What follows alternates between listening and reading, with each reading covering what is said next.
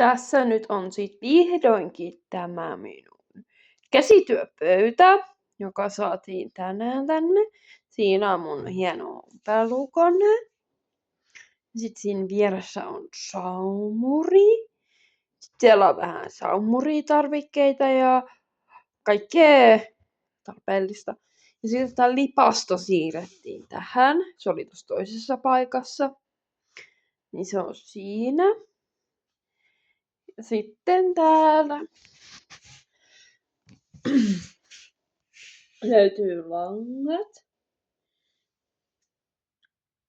Siellä on tommonen hieno korisysteemi, missä on puikot ja kaikkea tarpeellista. Ja sitten tästä mahtuu tekemään vaikka mitä kaikkea kivaa. Joo. Tämmönen työpiste nykyään.